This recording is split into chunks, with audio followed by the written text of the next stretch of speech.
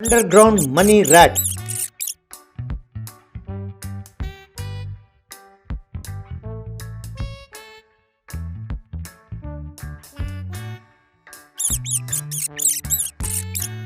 एक गांव में मनमोहन और सतीश नाम के दो दोस्त रहते थे। मनमोहन बहुत धनवान था, उसे सतीश बहुत पसंद था। सतीश मनमोहन की अमीरी को देखकर जलता था। वो हमेशा यही सपना देखता रहता था कि कब वो मनमोहन को धोखा देकर उसकी सारी संपत्ति को हड़प जाए।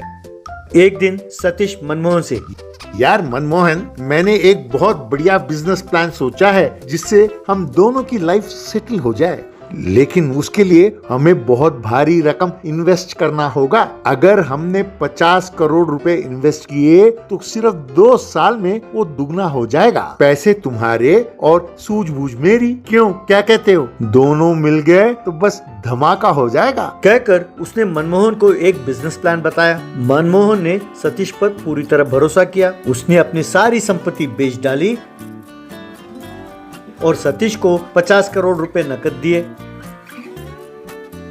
यार सतीश, देखो, मैं तुम्हें ये 50 करोड़ इसलिए नहीं दे रहा हूँ, तुम मुझे 2 साल बाद इसका दुगना पैसा करके दोगे। मैं इसलिए दे रहा हूँ कि तुम मेरे जिगरी दोस्त हो और तुम जिंदगी में आगे बढ़ना चाहते हो। तुम्हारे इस जज्बा को देखकर मैं अपनी सारी संपत्ति बेचकर ये पैसे तुम्हें दे रहा हूँ। इन पैसों से हम दोनों की जिंदगी सेट हो जानी चाहिए। सतीश ने मनमोहन से सारे पैसे ले लिए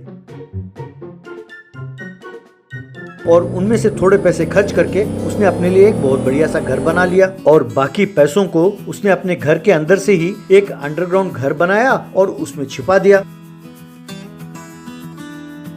फिर वो मनमोहन के पास गया और नकली रोना रोते हुए, यार बहुत गड़बड़ हो गई यार। अरे जो पैसे तुमने दिए थे वो सारा पैसा बिजनेस में डूब गया। ये सब मेरे वजह से हुआ है यार। अगर तू मेरा गला भी काट डालेगा तो पाप नहीं होगा। तू मुझे माफ मत करना यार।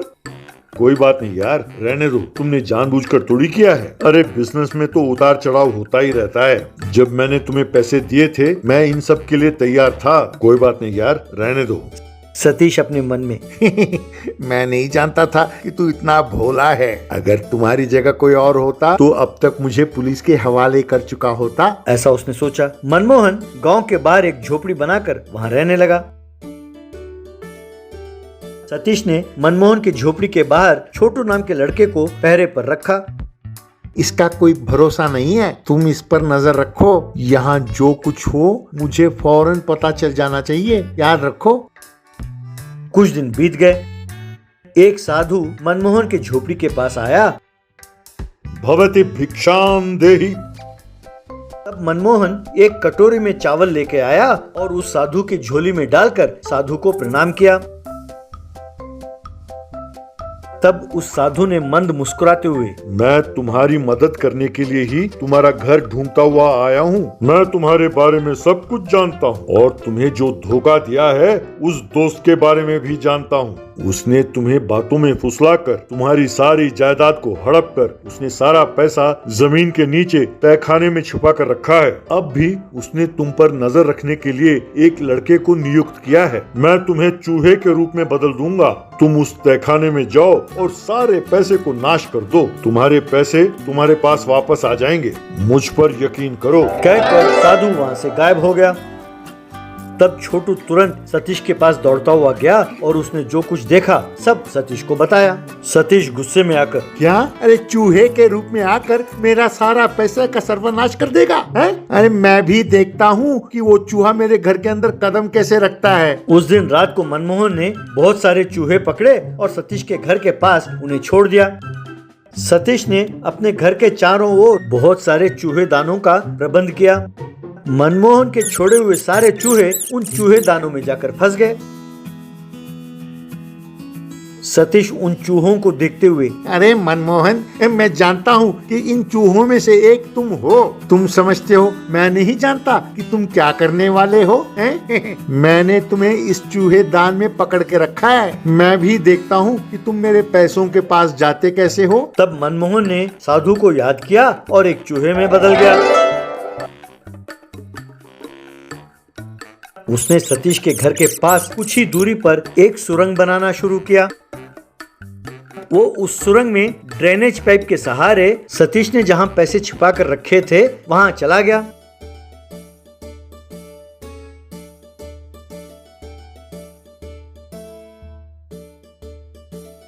सतीश ने जो रुपए छुपा कर रखे थे, चूहे के रूप में मनमोहन ने सारे पैसों को कुतर डाला। सारे नोटों को कुतरने के बाद मनमोहन जिस रास्ते से आया था उसी रास्ते से पाइप द्वारा बाहर निकल गया।